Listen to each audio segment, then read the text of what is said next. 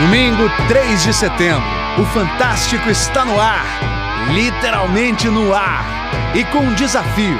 A gente vai arremessar uma bola de basquete daqui de cima e... Nos vamos acertar aqui.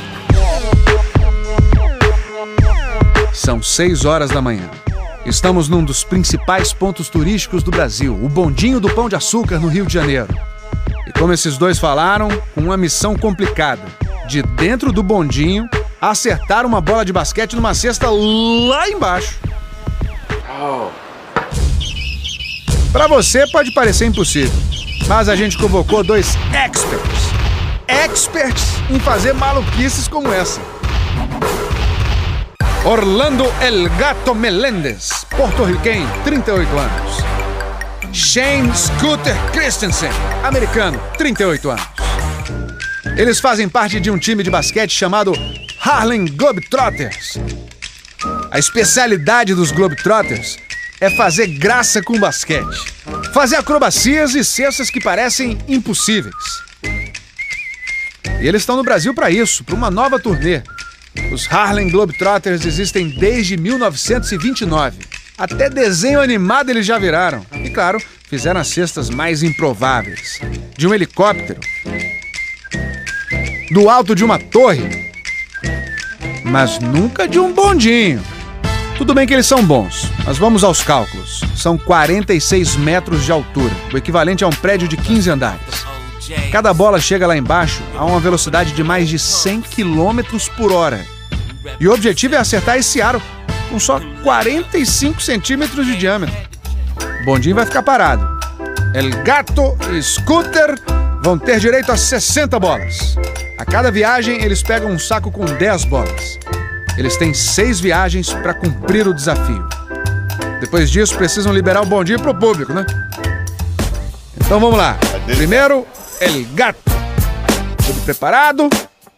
Aparato de segurança montado. E se abram as portas. Here we go, Brazil. Aqui vamos nós, Brasil. Harlem Globetrotters 2017. Primeira tentativa. Segunda tentativa. Terceira. 10 tentativas e nada. Bondinho vai, bondinho vem. Vamos continuar tentando. A altura não é um problema. O que deixa tudo mais difícil é o vento. Mais uma, mais 2, 3. Até que... Quebrou a câmera. Até quebrar nossa câmera, ele quebrou? Quem ainda achou graça? Acertar a cesta que é bom nada, né, El Gato? Agora sim, agora sim. Depois de 9 tentativas, a última chance.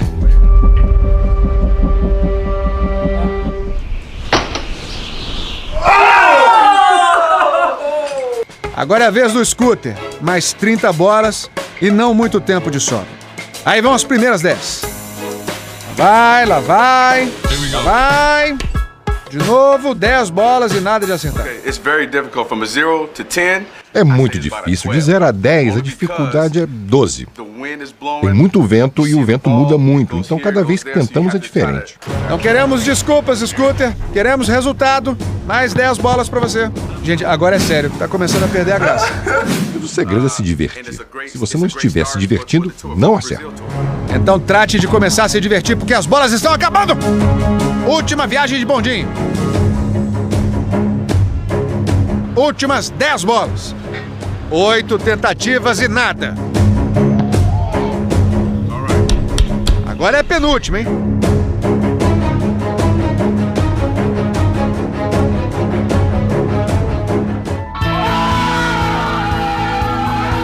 Acertou!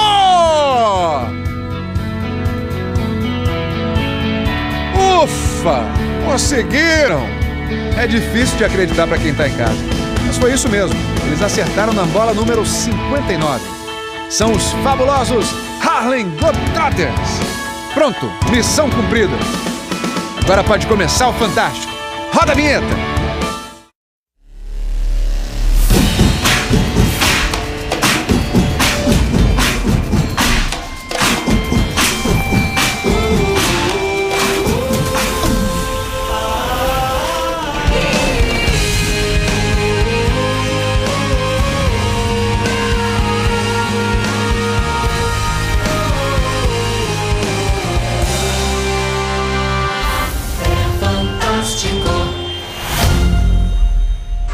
Boa noite, pessoal.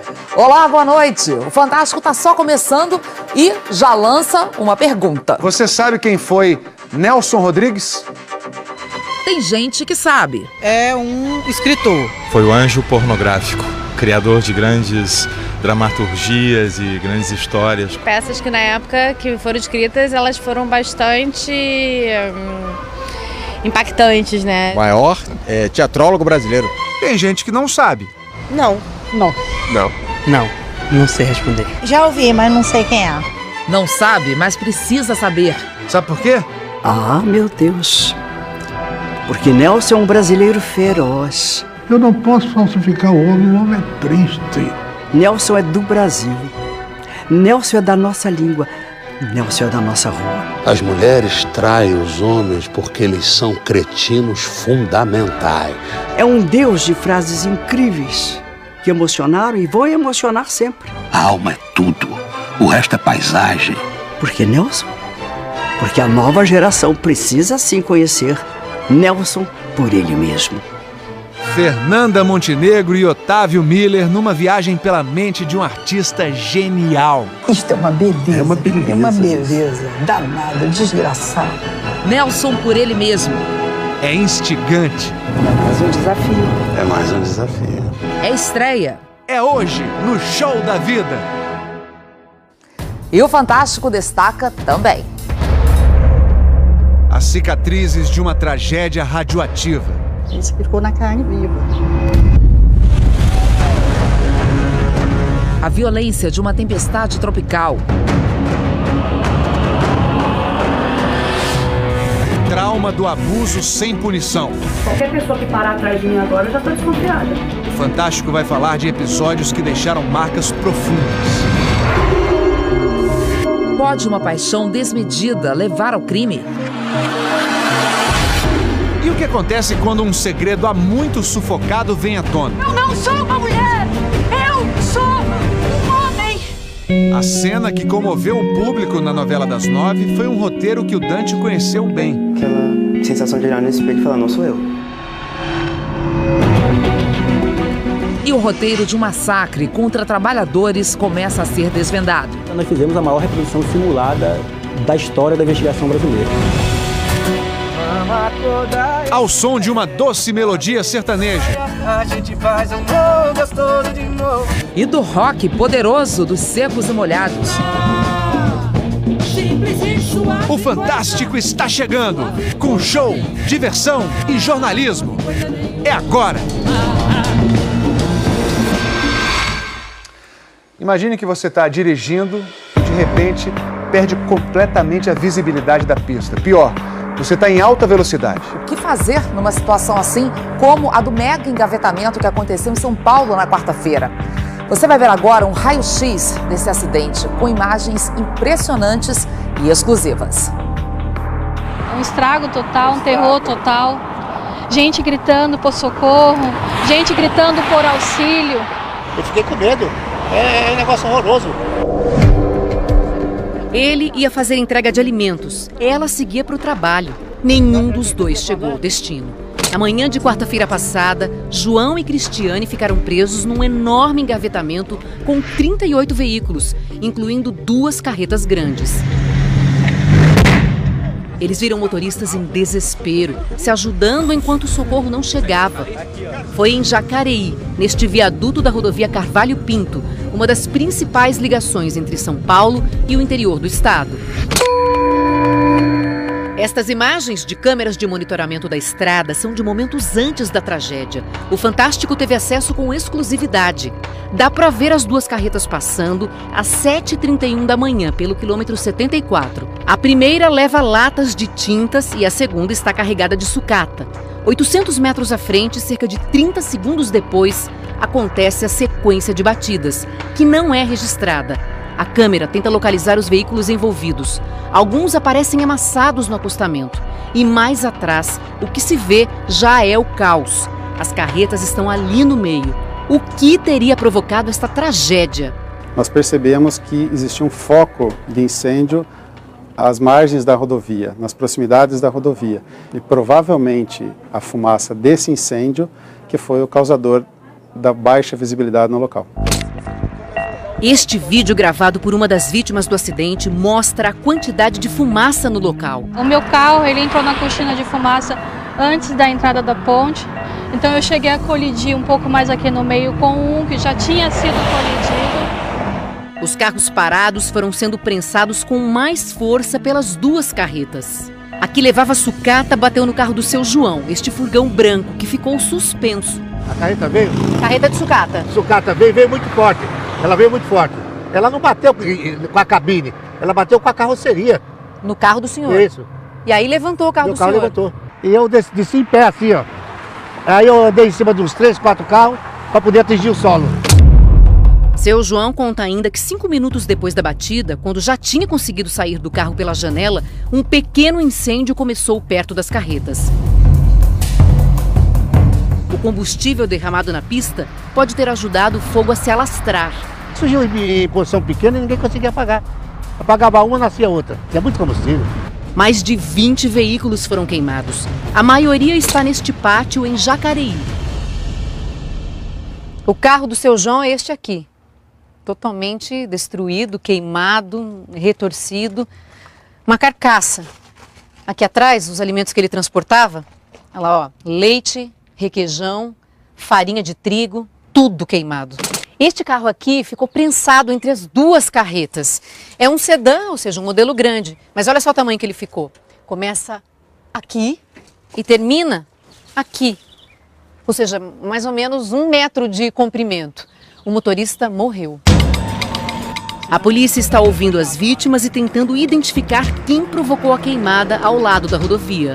Segundo as primeiras investigações, essa queimada que ocorreu à margem de uma estrada estadual foi provocada por um indivíduo que passou pela estrada. Trata-se de uma queimada criminosa. Outra queimada em abril do ano passado também atrapalhou a visão dos motoristas que dirigiam pela Estrada da Capela, em Vinhedo, interior de São Paulo, como mostra este flagrante. O carro entra na cortina de fumaça e desaparece. O Fantástico reproduziu uma situação como essa. A gente está num centro de treinamento de uma brigada de incêndio em Guarulhos, na região metropolitana de São Paulo. Os brigadistas vão fazer agora muita fumaça. Eles colocam fogo nas folhas secas. A fumaça também sai destas maquininhas. No carro, a gente segue com este instrutor que ensina a prevenir acidentes. Ele diz que se você perceber muita fumaça de longe, o ideal é que você não siga a viagem. Pare no acostamento e ligue o pisca-alerta. Guarda, dissipar aquela fumaça. Na hora que melhorar, segue viagem. Mas se você já estiver na cortina de fumaça, veja quais são as orientações. Quando existe uma quantidade maior de fumaça, como está saindo um pouco mais agora, a visão vai ficando bem comprometida, né? Por exemplo, agora, nós não estamos enxergando nada. Não estamos vendo se tem um carro, se tem uma pessoa, não estamos vendo absolutamente nada. E vai andando bem devagarzinho. A fumaça é mais leve que o ar, então ela tende a subir. Vamos buscar alguma referência no chão, na pista, uma faixa, um olho de gato, né? Para a gente conseguir se posicionar. E não olhar para cima, então, tentar olhar mais para baixo. Se você olhar para a fumaça, você não vai perceber nada. E detalhe, jamais descer do carro. Existe o risco do quê se a pessoa desce do carro? Um atropelamento. Foi isso que aconteceu com um dos motoristas do engavetamento da semana passada. Um taxista de 68 anos. Ele saiu do carro, foi atingido por um veículo e arremessado de uma altura de 30 metros. Outra situação que deve ser evitada, segundo o instrutor, é frear o carro bruscamente, logo ao entrar na nuvem de fumaça. Este teste, feito nos Estados Unidos no ano passado, num evento sobre segurança e reconstituição de acidentes, mostra qual é o risco. O caminhão para no meio da estrada. O carro em movimento bate na traseira dele. O caminhão que vem atrás também não consegue frear. O carro é esmagado. Apesar de não ter fumaça na pista, a simulação é de um acidente provocado por falta de visibilidade por causa de fumaça. Aqui no Brasil, a estrada vai continuar sendo o caminho para Cristiane e o seu João. Teve gente que perdeu a vida. Por conta de quê? Por conta de uma queimada. Deus teve muita misericórdia da minha vida.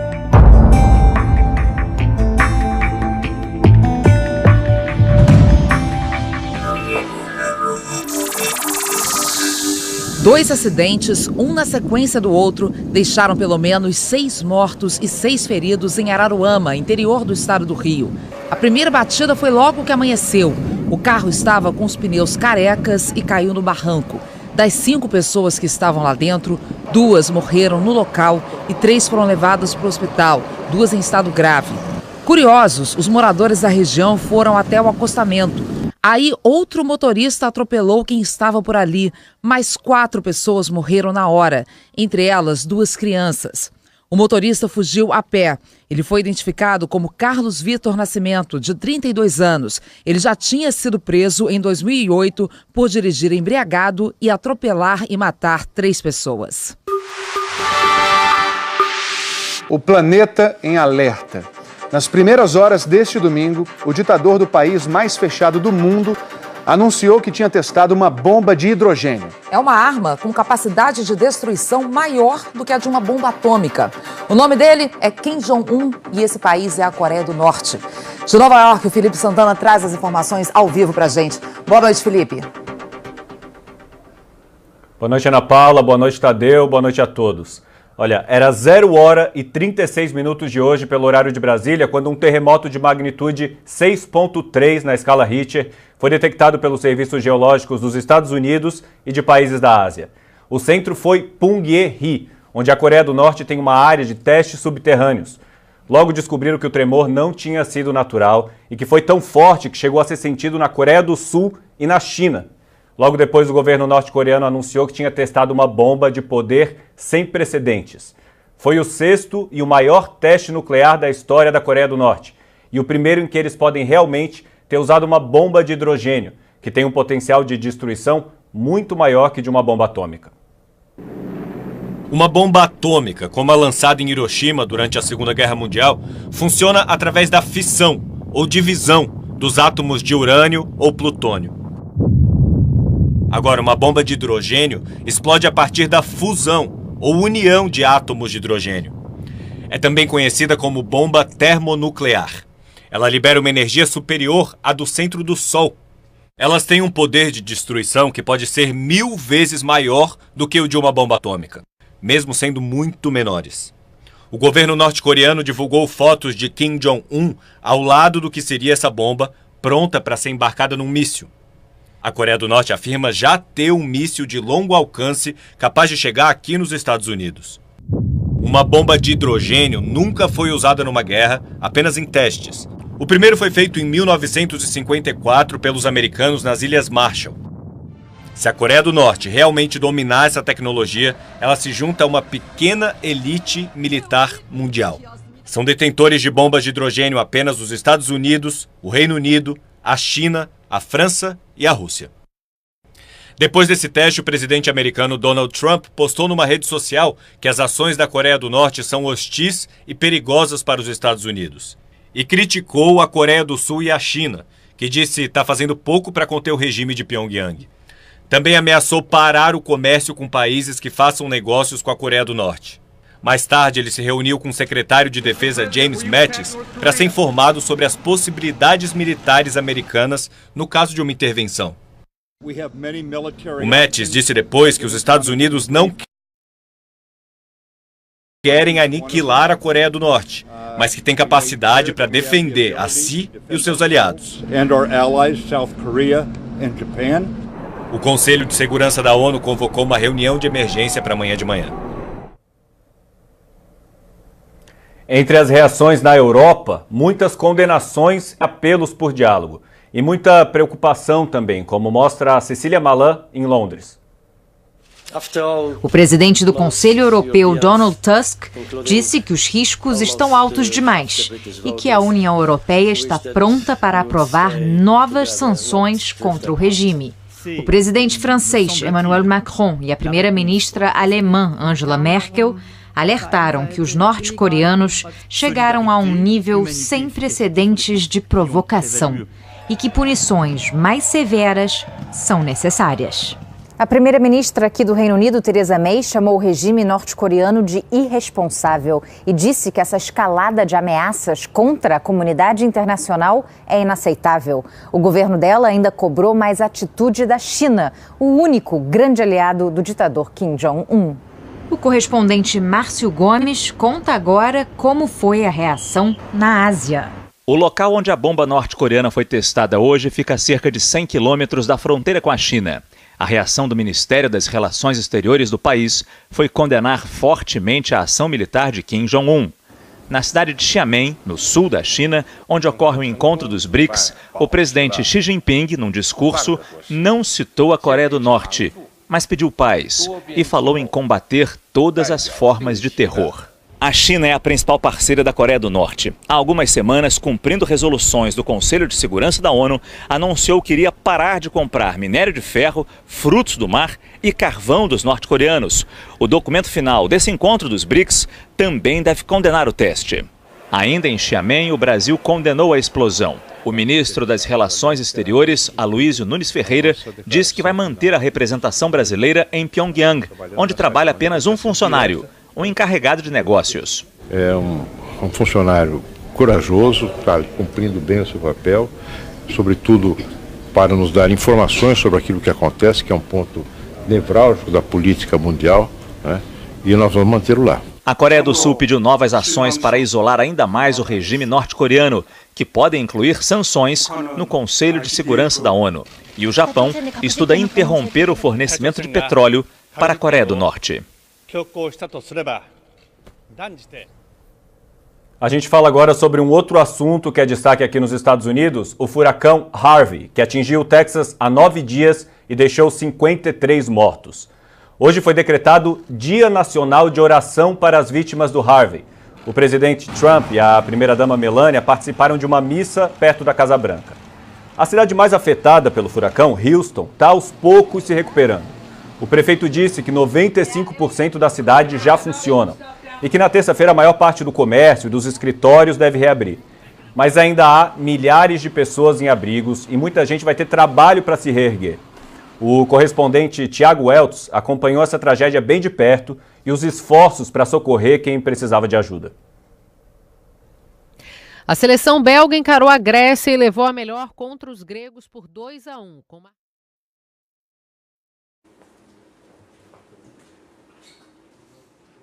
Vamos agora então ver a reportagem sobre os estragos em Houston e o trabalho das pessoas para tentar reaver as suas coisas perdidas com a tempestade Harvey.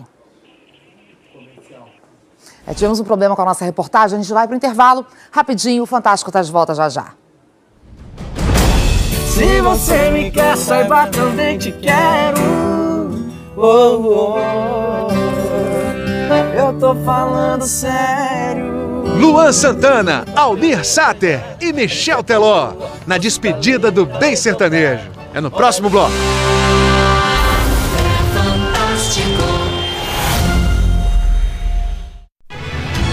Oferecimento Roboticão. Pelo Golfo do México, ganhou força nas águas mais quentes que o normal até se tornar um furacão poderosíssimo, categoria 4, numa escala que vai só até 5.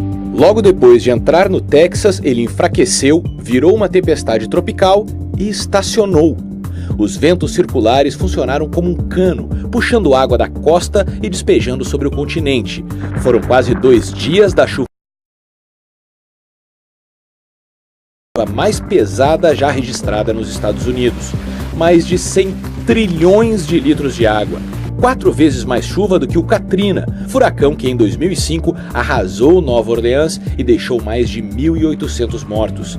Para fazer uma comparação, a chuva que caiu em apenas uma semana em Houston foi quase o dobro do que choveu em Maceió na enchente de maio desse ano. E quase 4 vezes mais do que as chuvas que devastaram a região serrana do Rio durante o mês de janeiro de 2011.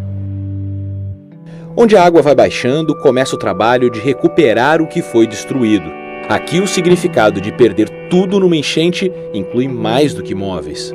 Aqui nos Estados Unidos, as construções são feitas de forma bem diferente do que no Brasil. Em vez de concreto, se usa muito esse material aqui, que é uma mistura de gesso compensado e papel. É muito mais rápido para fazer uma obra, muito mais barato, mas também muito mais sensível à água. E vamos entrar aqui na casa para a gente entender o problema. Num caso de uma enchente como essa, onde aqui a água atingiu quase 2 metros de altura, todas as paredes foram destruídas. Praticamente toda a casa tem que ser reconstruída. Entre os escombros de Houston, a solidariedade de uma mulher que distribui pizza e água. A Jerry diz que não podia ficar seca e limpa em casa enquanto todos precisam de ajuda. A vontade de ajudar também surge em verde e amarelo. A brasileira Mabelle chegou a Houston 1 semana antes da tempestade. Desesperador. Eu vim do Rio, né? Não estou acostumada com isso. Na verdade, no Brasil a gente não tem nada comparado a isso. A Rita não vai esquecer o que viu. Eu nunca, na minha vida, presenciei uma catástrofe como essa, nunca. E a Ludmila juntou as duas e mais as brasileiras que conhecia para formar uma rede de apoio. O mais incrível, apareceram muito mais pessoas querendo ajudar. Hoje, com voluntários por causa do furacão, somos 30 pessoas. O bairro da Rosana foi destruído. Como é que tá lá dentro? Vamos lá para vocês verem. A casa dela está aos pedaços. Ó, olha aqui, ó. Tudo isso aqui tá aí, ó. Só pra vocês terem uma ideia, tá tudo com água. Ó, vamos pensar, ó. Entendeu? Tudo. Os momentos que ela passou aqui antes de ser resgatada foram de terror. Rosana filmou a água entrando na casa e parte das 15 horas que ela e os vizinhos tiveram que esperar o socorro chegar. Gente, o povo tá desesperado, pedindo ajuda, socorro. O vizinho ali tá pedindo ajuda, ele tem um bebê. O resgate chega. De dentro da água, os homens perguntam: onde está o bebê? Rosana responde que ele está na terceira casa e tenta acalmar a vizinha. Eles estão vindo, Bianca. Estão vindo. As crianças da casa vizinha são retiradas primeiro e Rosana faz as últimas imagens, deixando o condomínio com a água quase encobrindo o portão de mais de 2 metros de altura. A Rosana passou o aniversário nessa situação, tentando entender o que aconteceu, decidir como recomeçar, e encontrou alívio para esses dias de desespero no exterior, na ajuda e no abraço brasileiro. Produtos de limpeza, higiene, comida, tudo para quem teve em poucos dias a vida devastada. Isso não tem preço. Ai, não chora não. Vai passar. Obrigada. Vai passar. Em São Paulo, um motorista que atropelou e matou.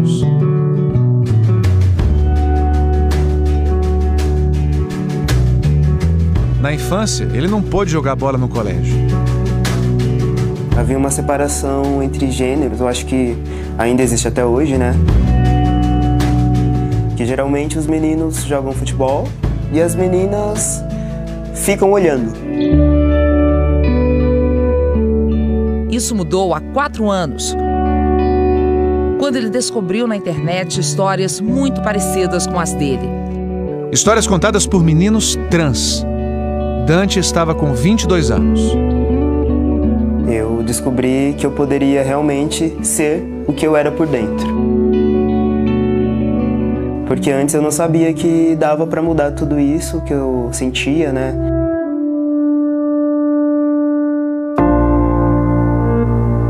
Logo que isso aconteceu, ele sentiu a necessidade de se revelar para a família. Para a mãe dele, a notícia foi um alívio. Eu não fiquei tão chocada, porque eu via ele naquela aflição. Quando ele falou, sou trans, tal, vou tirar a mama, depois que falou, eu achei que foi melhor para ele. Esta semana, ele e a família reviveram esses dias de revelação e transformação, graças à cena da novela Força do Querer, em que a personagem Ivana finalmente conta para a família que é um homem trans. Eu nunca fui uma mulher! Nunca! Bem forte. Reflete, assim, o que acontece com muitos amigos meus. Foi dessa maneira, de não aceitação, de ser expulso de casa, não foi o meu caso, né? Eu tive a aceitação da senhora, dos meus irmãos, mas eu fui uma exceção, né? Tem muita gente, muita família que não aceita mesmo. A Carol Duarte conta que, para compor a personagem, conversou com muitas pessoas trans. Tem família que fica meio assim, mas ok, vamos entender junto. Tem família que recusa logo de cara. A Maria Fernanda Cândido diz que, para a mãe da Ivana, foi uma cena de perda. Aquela menina, a partir daquele momento, não vai mais existir e vai chegar um menino. É difícil, né? O cabelo, né? Aí eu me lembrei do seu cabelo, né? Que era enorme. Na novela, é o pai de Ivana quem primeiro consegue entender a filha. Nós estamos falando de transexualidade, mas a gente também está falando de diálogo entre pai e filho, seja o assunto que for. O Dante conta que a reação do pai dele foi uma surpresa. Ele é um pouco mais velho que minha mãe, ele tem 74 anos. Eu achei que ele seria um pouco mais conservador em relação a isso. Dante agora vive outras etapas dessa transição. Há 2 anos ele começou o tratamento hormonal pelo Sistema Único de Saúde. Um dos efeitos do tratamento está na cara, a barba. No começo desse ano, ele conseguiu fazer uma cirurgia para mudar o que mais incomodava em seu corpo. Juntou dinheiro para fazer mastectomia, a operação de retirada dos seios. Bom dia, Dante. Bom dia. Passou bem a noite? Vamos ver como ficou? Você viu na série do Fantástico Quem Sou Eu o momento em que Dante se viu no espelho depois da operação. Agora sou eu. Quanto mais a gente falar sobre isso, séries como essa ou a novela, mais as pessoas vão, sei lá, procurar saber e a esperança é que esse preconceito diminua e acabe. O Dante decidiu voltar a estudar. Está cursando Educação Física. Quero ser um professor. E pretendo atuar para evitar a separação de gêneros. Essa coisa de esporte de menino, esporte de menina. A família do Dante é grande, ele tem 6 irmãos. Hoje ele recebe amor e força de todos, até de quem no passado não quis aceitar. Eu não conseguia perceber essa diferença e não conseguia respeitar também. E hoje eu peço desculpa, né? Todo o Brasil aí. Continuo amando como meu irmão, como meu sangue, e isso que importa, é ver o feliz.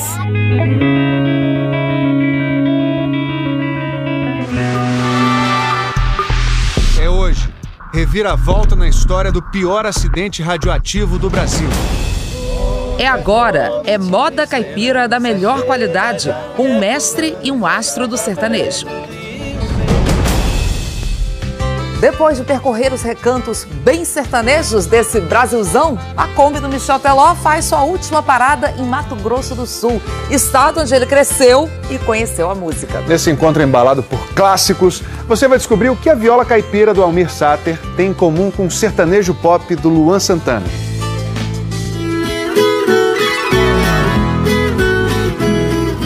Hoje tem bem sertanejo e a gente trouxe a Kombi aqui para Campo Grande, Mato Grosso do Sul, essa terra onde eu me criei. Aqui eu tô em casa. Tudo bem? E aí, companheiro, você tá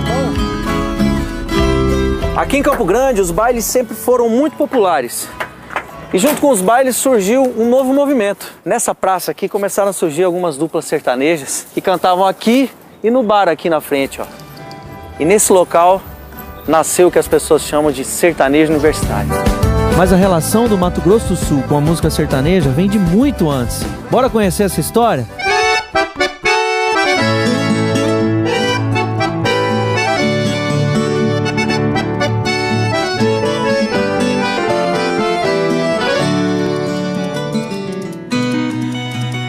A nossa parada aqui em Campo Grande é na antiga estação ferroviária, tombada há 8 anos pelo Patrimônio Histórico Nacional.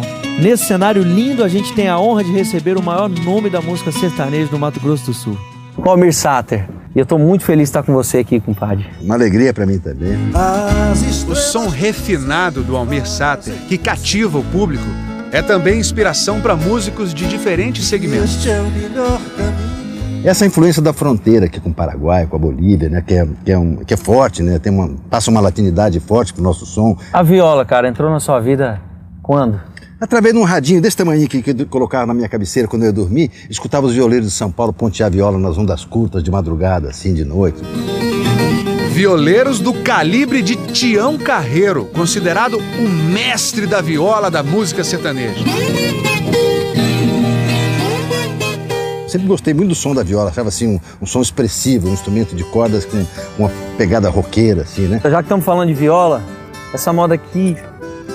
Botar o violeiro um grande pra tocar. Sucesso seu. Eu vou pegar a sanfona para atrapalhar um pouco a viola. Bom. Quando uma estrela cai no escurão da noite e um violeiro toca suas malas,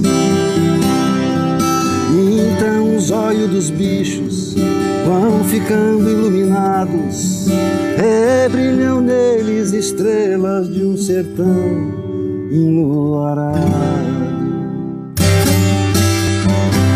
Tudo é sertão, tudo é paixão, se um violeiro toca a viola, o violeiro e o amor se toca. Rapaz, sensacional! Vou chamar um cara que representa uma outra geração aqui do Mato Grosso do Sul da música. Bonitão aquele? Bonitão. Deixa boa pinta.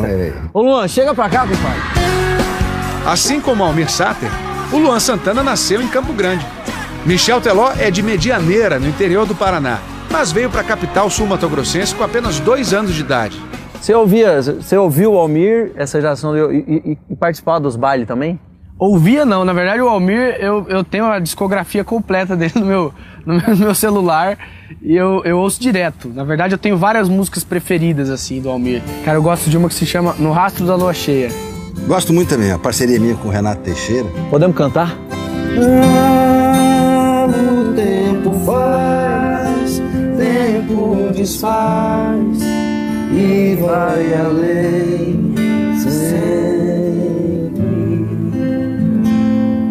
A vida vem lá de longe, é como se fosse um rio, pra rio pequeno canoa, pros grandes rios navios, e bem lá no fim de tudo, começo de outro lugar, será como Deus quiser, como o destino mandar, no rastro da lua cheia, se chega em qualquer lugar. Usar a natureza, né, para explicar a vida da gente, eu acho que é incrível e é muito nós, né, cara? É muito nós que viemos daqui, né, do Mato Grosso do Sul. Né? É, do mato. E já que nós estamos falando de mato, né, e de nós, do Mato Grosso do Sul, do Pantanal, tem uma música que retrata muito isso, Comitiva Esperança. O Almir compôs Comitiva Esperança nos anos 80, durante uma expedição que ele fez com um grupo de amigos para desbravar o Pantanal. 3 músicos, 3 cineastas, 2 peões, 1 mula, 7 cavalos. Saímos durante 90 dias pelo Pantanal, de fazenda em fazenda, buscando assunto. Nossa viagem não é ligeira, ninguém tem pressa de chegar. A nossa estrada é boiadeira, não interessa onde vai dar. Onde a comitiva esperança chega, já começa a festança através do Rio Negro. E é Colândia e Paraná, vai descendo Piquiri, o São Lourenço e o Paraguai. E tempo bom que tava por lá, tem vontade de regressar. Só por tempo eu vou confessar, é que as águas chegaram em janeiro, descolamos um barco ligeiro, fomos pra Corumbá. A gente tem outras influências também no nosso estado e queria perguntar para você a respeito da Helena Meirelles. Conheci a Dona Helena depois que ela ficou famosa nos Estados Unidos, no Brasil, né? Saiu como uma das grandes guitarristas, né? Helena Meirelles tinha 67 anos quando foi eleita pela revista norte-americana Guitar Player como uma das 100 melhores instrumentistas do mundo. uma pantaneira, né? Que o pai não queria que tocasse viola, aí saiu de casa porque queria viver a música, né? Ela começou tocando no cabaré, né? A Helena era violeira autodidata. Ela morreu em 2005. Tem outra influência também. Na minha infância, eu tocava nos bailes, cantava demais da conta, que era Délio e Delinha. Délio e Delinha começaram a carreira nos anos 50. A dupla foi uma das primeiras a levar a música sul-matogrossense para além das fronteiras do estado.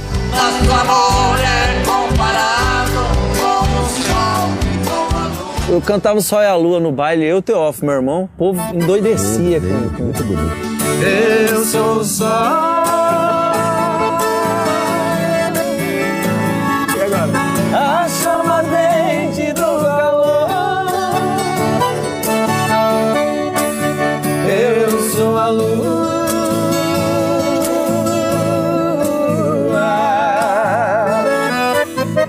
Esse é o porquê que a distância continua. Eu ia falar também da época dos bailes. O cara chegar no baile e chamar a menina pra dançar, né? É verdade. Tocava os rasqueados, saía só no... E aqui no MS é aquela coisa dos bailes de carapé. O baile nosso não é aquele baile de dançar separado, é baile de dançar junto, né? Eu acho que a única chance que o cara tinha de falar alguma coisa pra menina tá na hora que né? Pra falar de baile, ninguém melhor que Michel Teló. Antes da carreira solo, ele era vocalista do Tradição, grupo musical que nasceu nos bailes de Mato Grosso do Sul. Tô passando aí pra te pegar, pra te pegar, pra te pegar. Tradição foi uma coisa descomunal. Eu acho que foi uma bomba que explodiu no estado. E aquela mistura do vaneirão, da sanfona do Sul, com a percussão da Bahia, com esse toque daqui. Queria cantar uma do Tradição, vamos pra matar a saudade, pode ser? E lá vai o meu amor, lá vai meu amorzinho, lá vai o meu amor, lá vai meu amorzinho. Remando, remando, remando no barco, é o balanço da viola. Remando, remando, remando no barquinho. Junto com Tradição começou uma nova fase da música sertaneja, que daí vem você. A fase do sertanejo universitário, movimento que começou aqui em Mato Grosso do Sul, com a dupla João Bosco e Vinícius. Isso começou a se espalhar, cara. E foi muito legal porque as pessoas gostavam de gravações amadoras, né, cara? Simplão de tudo. Eu era o que o povo queria ouvir naquele momento. O Luan Santana tinha 14 anos quando fez uma gravação desse tipo, bem amadora, mas que acabou se espalhando pelo estado. Como é que é a música? Canta aí, Vitor. Pare de uma vez com essa brincadeira. Chega de bobeira, eu tô falando sério. Preciso desse amor, te amar a noite inteira. Se você me quer, saiba, também te quero. Oh, oh, oh. Eu tô falando sério. Oh, oh, oh. Saiba, também te quero. Aí sim. E essa solidão que E Mato Grosso do Sul não parou de revelar sucessos. Maria Cecília e Rodolfo. tudo que eu quero é você de volta. Eu quero. Jadson e Jadson. Beijo seu muito gostoso. Ei, se o beijo me liga. O próprio Michel Teló em carreira solo. Encontro na saída. Munhoz Mariano, né? Do Camaro Amarelo.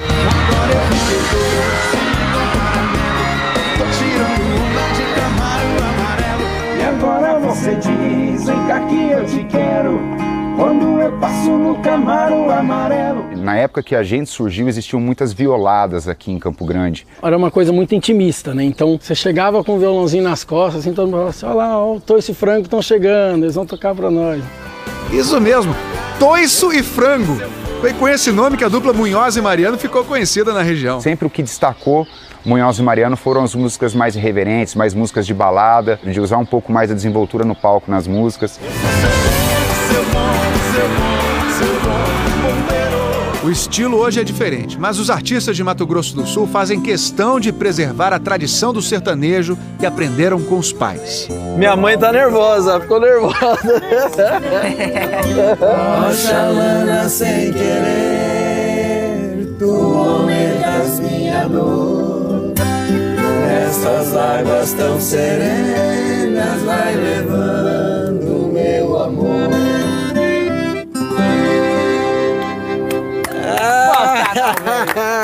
Esse negócio de prosear e cantar dá uma fome danada, né? Nós queremos saber o que tem de boia aí pra nós. Hoje a gente tem uma peixada pantaneira de pintado e eu fiz um doce de queijo com geleia de mocotó e uma caldinha de tereré.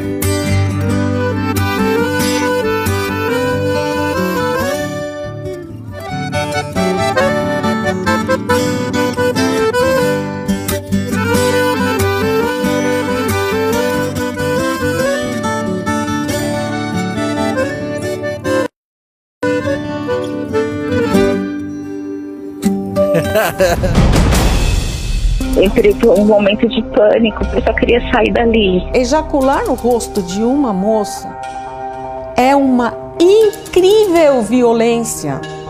Como é que eles acham que isso não teve violência? É uma violência atroz. Abuso sexual no transporte público.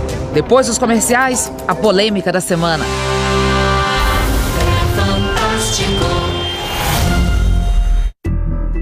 Thomas preparou um atentado contra a princesa Leopoldina, mas não imaginava que Ana estaria por perto. Parem a ação!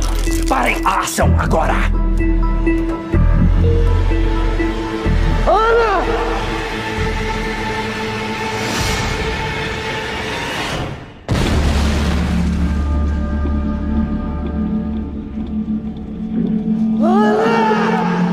Amanhã, Novo Mundo.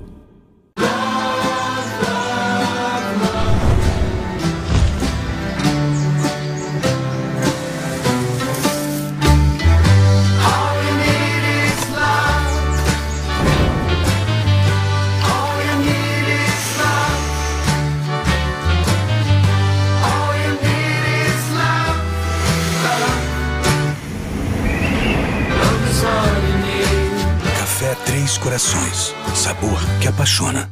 Agora, Colgate Total 12 tem um enxaguante bucal.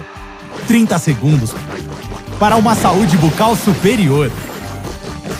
Boca mais saudável. Continua saudável.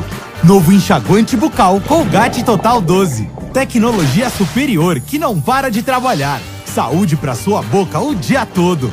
Novo enxaguante bucal Colgate Total 12. Boca mais saudável entre escovações. Hoje tem comida boa, gente em volta do fogão. Gostoso é mesa cheia e mesa cheia é perdigão. O sabor é uma delícia, o cheirinho é tentação. Gostoso é mesa cheia e mesa cheia é perdigão. Chama pai, avô, vizinho, namorado, amigo, irmão. Gostoso é mesa cheia e mesa cheia é perdigão. A Perdigão enche a mesa de comida gostosa pra você encher a vida de amigos. Gostoso é mesa cheia.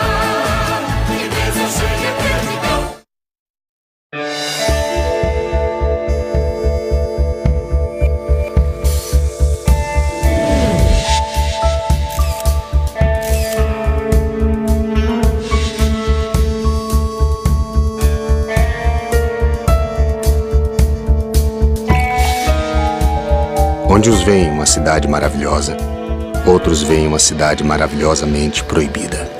Vem aí, Cidade Proibida, a nova série da Globo. Pode ser por vocação sua ou culpa da crise. Pode ser por causa de um empurrãozinho ou uma puxada de tapete. Fato é, você virou empreendedor. E o que a gente pode fazer por você hoje? Que tal fechar mais negócios aceitando cartões? A Vermelhinha agiliza isso pra você. Não importa o que te trouxe até aqui. Essa é sua nova carteira de trabalho. Vai empreender? Santander. Neymar, Paulinho, Gabriel Jesus, Felipe Coutinho, William. Cada um joga num clube da Europa, mas na seleção o desafio é brilhar como um único time. Bonito, que golaço, que golaço! A vaga para a Copa já está garantida, mas nada como um adversário perigoso para testar o poder e o entrosamento dessas estrelas. Brasil e Colômbia, pelas eliminatórias da Copa, terça, 5:30 da tarde. E a Globo entra em campo com um time de grandes marcas. Ricardo Eletro, Johnson & Johnson, Itaú, Brahma, Vivo, Chevrolet. Futebol na Globo, aqui é emoção.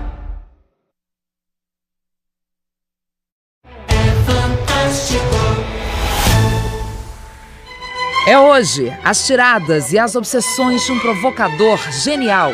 Nelson Rodrigues, por ele mesmo. É agora. O medo das mulheres no transporte público. A Justiça de São Paulo decidiu que o homem, detido 17 vezes por crimes sexuais, agora vai continuar preso. Essa semana, ele atacou 2 passageiras dentro de um ônibus. A última foi ontem de manhã.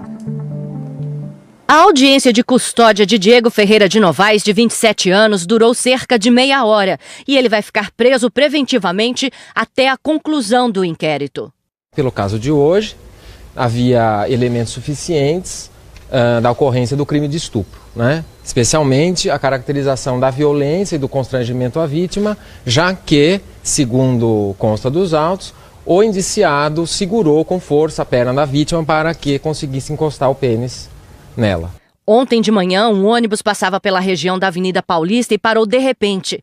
Era Diego Novaes que tinha assediado mais uma mulher lá dentro. O motorista travou as portas e chamou a polícia para evitar que ele fugisse ou fosse agredido na rua. A vítima era uma mulher de 39 anos. Estava bem abalada, a reação dela totalmente fragilizada, totalmente aos prantos, foi bem forte a cena. Diego acumula 17 passagens pela polícia, todas elas por crimes sexuais cometidos contra mulheres. Na terça-feira, ele já tinha sido preso por ejacular no pescoço de outra passageira. No dia seguinte, foi solto. Na delegacia, ontem, ele disse que sofre de algum tipo de transtorno e que precisa de tratamento. O delegado do caso já pediu que seja feita uma avaliação psiquiátrica. Às vezes a nossa personalidade, o nosso jeito de ser pode mudar em razão de lesões cerebrais.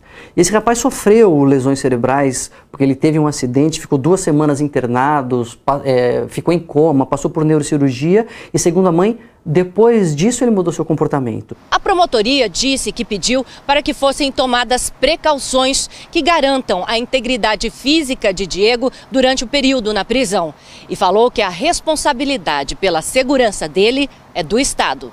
Hoje, depois da confirmação de que Diego vai ficar preso, a vítima deu uma entrevista ao portal de notícias G1. Eu me sinto gratificada porque ele tá preso, né?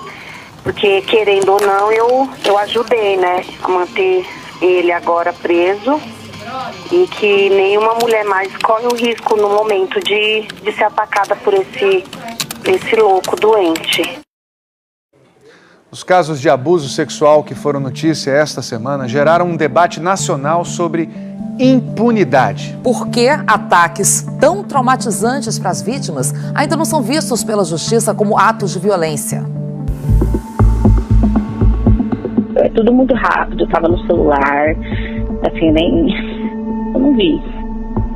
A voz é desta moça que chora na calçada, na Avenida Paulista, nas imagens feitas pelo produtor do Fantástico, Diego Zanqueta. Dentro de um ônibus, um desconhecido ejaculou sobre o pescoço dela. Eu não vi. Às vezes até isso que me indigna, o fato de eu não ter percebido a aproximação desse cara. Isso às vezes dói em mim.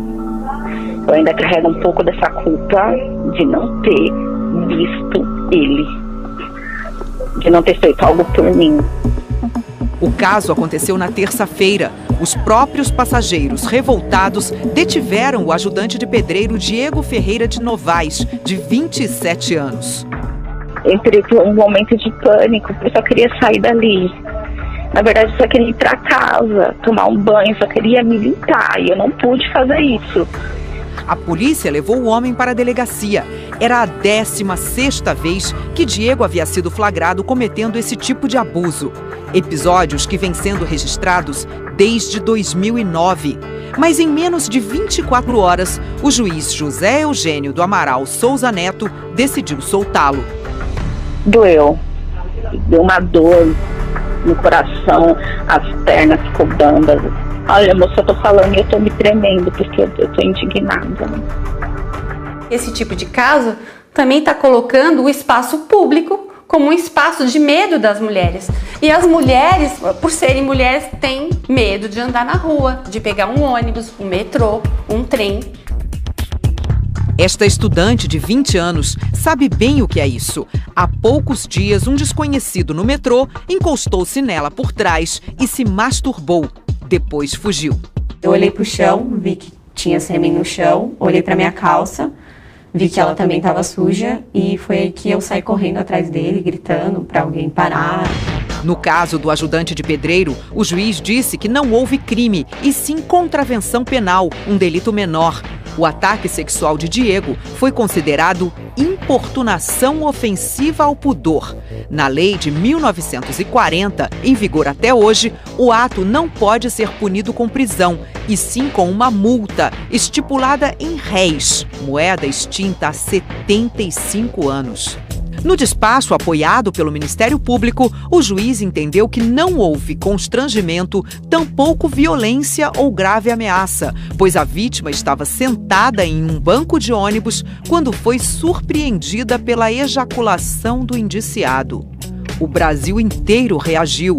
Nas redes sociais, a decisão foi muito criticada. É um delito grave, não pode ser tratado como uma contravenção, só que nós, juízes, estamos adstritos ao que está na lei, né? O que aconteceu está longe de ser um caso isolado. Na quinta-feira, no Rio de Janeiro, um homem ejaculou sobre a perna de uma passageira dentro de um ônibus. E em São Paulo, nesse mesmo dia, uma outra mulher, cuidadora de idosos, foi parar na delegacia pelo mesmo motivo. É traumatizante, é terrível. Patrícia demorou para desconfiar que o homem que estava se mexendo atrás dela era um abusador. E olhei e realmente ele estava com a calça aberta. Depois de horas na delegacia, mais uma vez a frustração. O homem logo foi liberado pela polícia. Outro registro de mera importunação. Ele tinha que ser preso para ser punido. Um levantamento exclusivo obtido pelo Fantástico confirma: nesses episódios, a impunidade é a regra. No primeiro semestre deste ano, foram registrados 127 casos de abuso sexual nos trens e no metrô de São Paulo. Apenas um foi considerado estupro. Em todos os outros, os abusadores foram liberados. Nós, delegados, não podemos ser responsabilizados por isso, porque nós estamos cumprindo a lei, o que está no papel.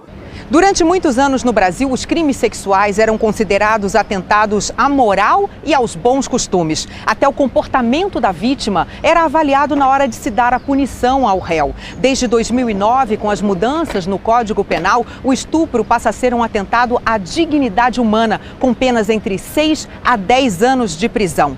A questão que divide os juristas é a interpretação do que seria violência em casos como esses. A violência que se coloca é no sentido de forçar, de termos uma agressão efetiva, física, né? Obrigando a pessoa a praticar uma conjunção carnal ou um outro ato libidinoso. Ejacular no rosto de uma moça é uma incrível violência. Como é que eles acham que isso não teve violência? É uma violência atroz. A solução é mudar a lei. Mudar a lei é o que pretende uma proposta hoje na Comissão de Constituição e Justiça do Senado, que cria punição específica para os casos em que o ataque sexual é feito sem violência ou grave ameaça. A procuradora aposentada, Luísa Eluf, participou da elaboração do projeto. Nós poderíamos chamar de molestação sexual e que envolvesse esse tipo de conduta. Teríamos que fixar uma pena também intermediária, uma pena de 3 anos ou 4 anos no máximo de reclusão. Eu acho que as pessoas levam isso ainda como uma coisa muito leve. Você não foi agredida fisicamente, o cara não merece ser preso, ninguém merece ser punido, tá tudo bem, você lava sua calça e tá tudo certo. Mas não é assim, a agressão não precisa ser física. Você foi agredida moralmente, você foi agredida emocionalmente, né? Porque é um estupro, tem que ser considerado um estupro. Patrícia chegou a dizer isso para o homem que abusou dela no trem. Quando parou, eu falei assim pra ele: moço, você não assistiu a televisão ontem? Passou ontem o dia inteiro na televisão, o dia inteiro. Ele só olhou, ficou calado com o mesmo sorriso. E isso tem que ter um fim. Esse tipo de decisão judicial é errada. O enquadramento na contravenção é um equívoco que incentiva a violação sexual de mulheres. É algo absolutamente inaceitável. É um tarado que não merece ficar solto. Não pode, na verdade.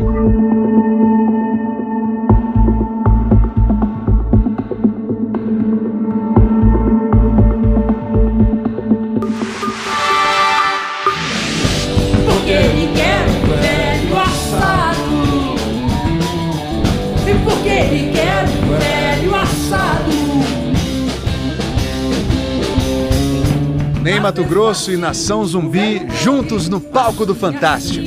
Uma prévia do que vai rolar no palco Sunset do Rock in Rio no próximo dia 22. Assado. Porque é preciso ser assim assado. Na verdade, para nós foi um ensaio. Ah, é? Sim, porque nós vamos começar a ensaiar para valer agora. A gente registrou o ensaio do ensaio. Vocês entenderam melhor. Não, mas há que horas? São 4? Quanto faz? 4? Tá. Porque a gente já passou mais uma música. Estamos nos conhecendo. Qual música que vocês não tinham passado ainda? O Sangue Latino. Minha vida, meus mortos, meus caminhos tortos. Meu sangue latino.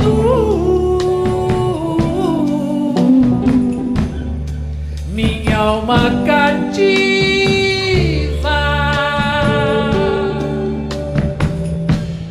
Quem teve a ideia desse encontro? Boa pergunta.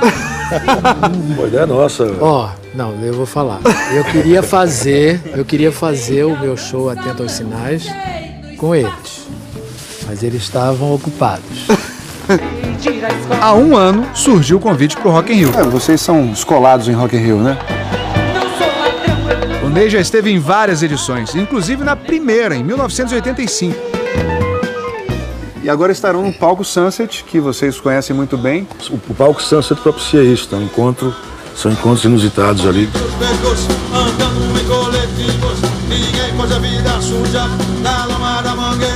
A gente conhece a obra de Ney e tal, conhece esse disco clássico que é de 73, 45 anos atrás, Secos e Molhados. Pensei nas crianças mudas telepáticas. Disco, para a época, muito à frente do seu tempo ali, né? Transgressão, né? De trazer poesia, aquela estética toda que eles apresentaram. Uma época que não se podia falar muito, né? Ney falava muito com os olhos, então isso mexeu muito com... Eu fico muito impressionado porque quando eu ouço o disco, como é que a censura deixou passar. Agora, Ney, e você? Que impressão que deixou quando surgiu Nação Zumbi? Era muito poderoso, era muito... E também era muito transgressor. Chico Science, Nação Zumbi, a partir dos anos 90 ali. Chico Science, líder da Nação Zumbi, morreu em 97, num acidente de carro. A cada subida no palco é em tom de reverência, isso é eterno. A cada show não tem como não lembrar, não tem como não sentir, de certa forma, a presença dele no palco também até hoje. Para você também um ano de homenagens, né, Ney? Teve o Prêmio da Música Brasileira, em que você foi o grande homenageado. Temos agora uma peça em cartaz, Puro Ney. Eu sou com H, e com H sou muito Ney. Não sei por que está acontecendo. Mas também não enlouqueço, não. Gato preto cruzou a estrada. Ney aqui, hoje no Fantástico, cantando Secos e Molhados. Sim. Mas vai ter Ney Matogrosso cantando Nação Zumbi? Vou também cantar músicas deles. Já dá para adiantar que música você canta de Nação? Eu gosto muito... Um sonho, né? Um sonho. Porque eu já tô de olho futuramente. Opa! Um sonho dentro de um sonho. Eu ainda nem sei se acordei. Então queremos ouvir Ney Matogrosso e Nação Zumbi no palco do Fantástico. Leve, como leve, pluma, muito leve, leve, poxa. Muito leve, leve, poxa.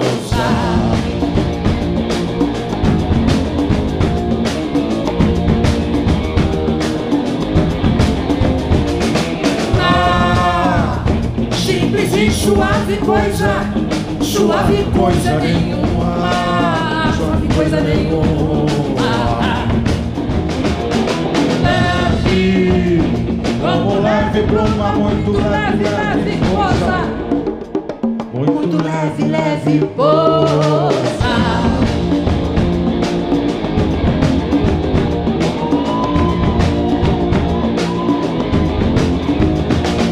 Sombra, silêncio ou espuma, nuvem azul que arrefece.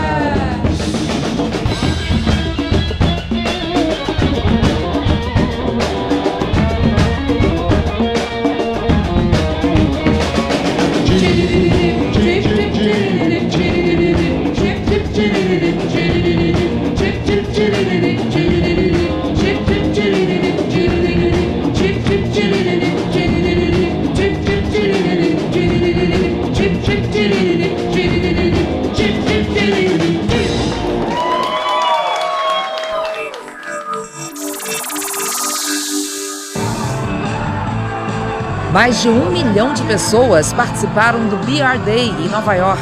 A festa foi perto da Times Square, uma das áreas mais movimentadas da cidade. O apresentador do video show, Otaviano Costa, comandou o evento. É um grande prazer estar aqui com vocês, eu quero prestar energia de vocês. A tarde começou com Marcos e Belucci, seguidos pelo grupo Sorriso Maroto. E a animação só aumentou com Cláudia Leite. A TV Globo é parceira na organização do BR Day, uma festa tradicional para a comunidade brasileira que vive no exterior. Fórmula 1, a disputa pelo título da temporada está pegando fogo. No GP da Itália, terra da Ferrari, deu Mercedes e o campeonato ganhou um novo líder. Lewis Hamilton largou na frente e segurou a ponta, enquanto seu companheiro Valtteri Bottas saiu do 4º lugar para o 2º lugar. Os dois se distanciaram da turma que disputava roda a roda uma posição na pista mais rápida do Mundial. Sebastian Vettel largou em 6º e não conseguiu mais do que um 3º lugar, chegando 36 segundos atrás do vencedor Hamilton. Uma eternidade. O inglês agora está 3 pontos à frente de Vettel. O segredo? Além do motor potente, o espírito de equipe. Todo mundo, desde os chefes até os mecânicos, está dando duro, no mesmo ritmo. É a equipe mais unida onde eu já trabalhei, elogiou Hamilton. Mas para os torcedores, os donos da casa, a vitória da Mercedes de Hamilton não foi uma derrota da Ferrari de Vettel. Não entendeu? Dá uma olhadinha nessas imagens, então. O Mar Vermelho invadiu a reta sobre o pódio e o 3º lugar foi muito comemorado. Obrigado a todos vocês, torcedores. Vocês são o melhor público do mundo, sem dúvida, afirmou Vettel para o delírio dos fãs. Uma parte de Frankfurt, a capital financeira da Alemanha, parou hoje por causa de uma bomba da Segunda Guerra Mundial. O esquadrão antibombas conseguiu desativar o explosivo na tarde deste domingo. 70 mil pessoas tiveram que deixar as casas. A área isolada abriga o Banco Central Alemão, que guarda 70 bilhões de dólares em reservas de ouro. Os moradores devem começar a voltar para casa amanhã. A guerra acabou há 72 anos, mas ainda hoje cerca de 2.000 toneladas de bombas e munição são descobertas todos os anos na Alemanha.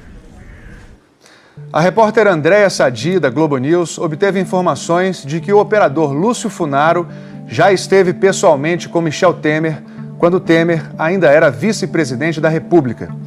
Ontem, o Jornal Nacional chamou incorretamente Lúcio Funaro de Dilson Funaro, ex-ministro da Fazenda já falecido, pelo que pedimos desculpas. Segundo as fontes ouvidas pela repórter Andréa Sadi, o operador Lúcio Funaro foi levado ao aeroporto de Congonhas, em São Paulo, pelo então deputado Eduardo Cunha e pegaria uma carona no voo da FAB que atendia a Michel Temer. O presidente sempre negou que conhecesse Lúcio Funaro, apontado como operador de propina do PMDB. Diante das informações da repórter Andréa Sadi, o Palácio do Planalto informou oficialmente que Michel Temer pode, de fato, ter se encontrado com Lúcio Funaro no aeroporto de Congonhas. Segundo o Planalto, se a ocasião a que as fontes da repórter se referem foi essa, tratou-se de um encontro rápido em que Temer e Funaro apenas foram apresentados e se cumprimentaram. Segundo o relato do Palácio do Planalto, Funaro não viajou no mesmo voo.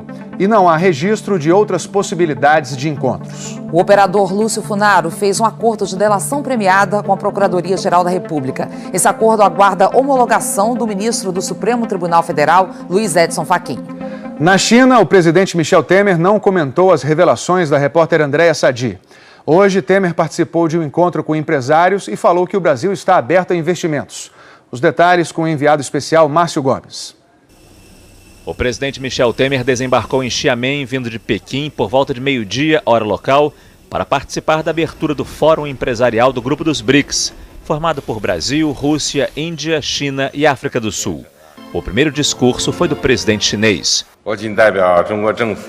Xi Jinping falou em cooperação, integração, da importância e dos desafios dos países emergentes e chamou para os chineses a responsabilidade de contribuir com o desenvolvimento mundial. Michel Temer destacou a importância do setor privado para a economia brasileira. Diz que o Brasil está aberto aos grandes investimentos. O presidente brasileiro não falou com os jornalistas hoje. A agenda no encontro dos BRICS é extensa. Nesta segunda-feira, Michel Temer conversa, numa reunião bilateral, com o primeiro-ministro indiano, Narendra Modi.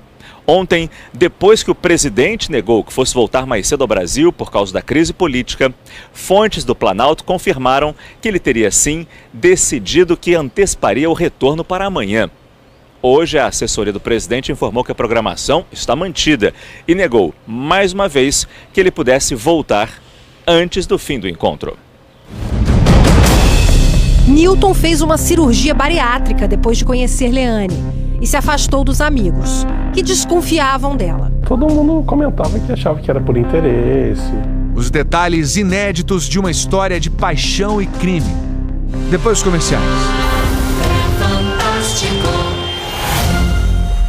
Fórmula 1 2017. Oferecimento Unilever 3CM, novo baixo por mais nutrição. Experimente. Santander, esta é sua nova carteira de trabalho. TIM Controle, ligações ilimitadas para qualquer operadora. Itaipava vai e vem, vai vazia, vem cheia de verão. Chocolates Nestlé, pare o mundo que eu quero Nestlé. E novo Renault Kwid, o SUV dos compactos. O ano é 1822. Dom Pedro proclama a independência do Brasil. Eu não gosto de misturar política com religião, mas eu confesso que eu boto muita fé neste novo governo. Mas eu vou te contar uma história da nossa história. Veja o caso do padre Toledo, por exemplo. Se os filhos quiserem envolver coisas sacras nos seus negócios, tem que lidar comigo. Em poucas palavras, eu quero 25%. Para tirar. Terça, dia 19. Tudo se resolve com diálogo. Filhos da Pátria. Uma história da nossa história. O resto se ajeita.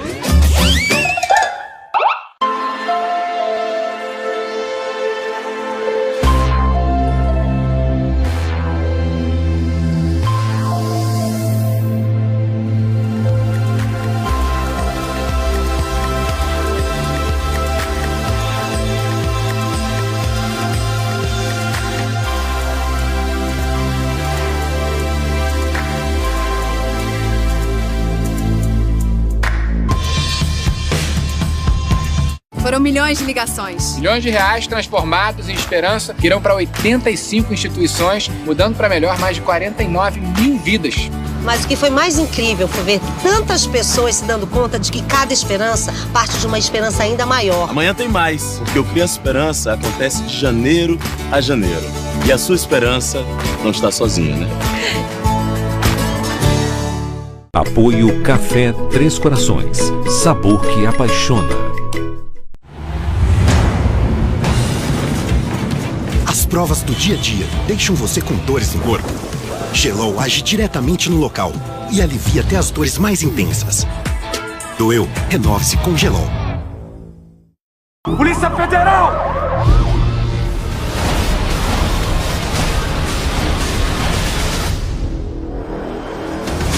Estamos falando de 7 empresas que só com a Petrobras tem em torno de 59 bilhões de reais em contratos. 59 milhões de reais? Não, bi.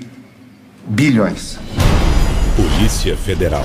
A lei é para todos. Veja bem, o Planalto sabia de tudo. 7 de setembro nos cinemas. E aí, pá, agora eu tô vendendo artesanato. Eu tô com a minha maquininha aqui que é da rede, papá. Por quê? Assim eu aceito todo tipo de cartão. Todo ser humaninho precisa ser aceito, entendeu? Rede. Aceita todos os principais cartões. Peça já. É gostoso descobrir, buscar, provar, sentir.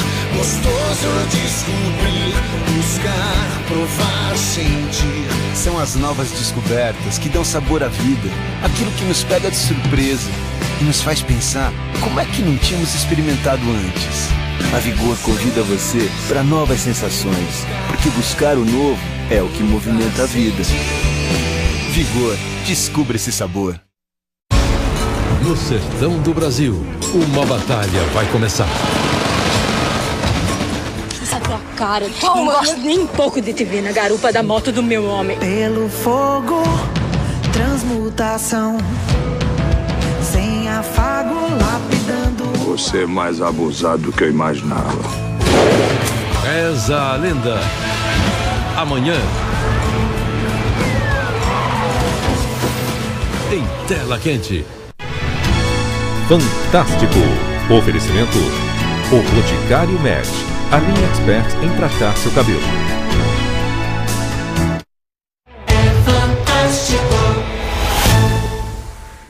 Você vai ver agora os bastidores exclusivos daquela que a polícia diz ser a maior reconstituição criminal já feita no Brasil. Mais de 100 pessoas, entre policiais, peritos e atores, reproduziram o passo a passo de uma chacina. Essa chacina aconteceu na distante cidade de Pau d'Arco, no interior do Pará, no fim de maio. 10 acampados foram assassinados. Os repórteres Fabiano Vilela, Alan Graça Ferreira e Jorge Ladimar viajaram até o cenário desse massacre. Durante 7 dias, o município de Pau d'Arco, no sudeste do Pará, reviveu sua maior tragédia. Nós fizemos a maior reprodução simulada da história da investigação brasileira. Mais de 100 pessoas foram envolvidas todos os dias na investigação. 50 atores, cerca de 50 policiais, ou como atores também, ou cuidando da segurança. Tudo para esclarecer o que aconteceu na manhã de 24 de maio de 2017. Os peritos reproduziram cada detalhe. Naquele dia, 21 policiais militares e 8 civis vieram até a Fazenda Santa Lúcia para cumprir 14 mandados de prisão. A polícia suspeitava que pessoas acampadas ali estivessem envolvidas na morte de um vigia da propriedade 3 semanas antes. Entre 6 e 7 da manhã, os policiais chegaram na fazenda, na sede da fazenda, e não encontraram ali as pessoas que tinham mandado de prisão em aberto. Os poceiros estavam em um acampamento a 600 metros da sede da fazenda. Eles ouviram a polícia e decidiram se esconder na mata. Durante a fuga, começou a chover. O grupo de 25 pessoas resolveu montar abrigo neste ponto, mais distante da sede. Este homem estava lá. Vamos ficar debaixo da lona, esperar a chuva passar até a polícia ir embora. A gente mal...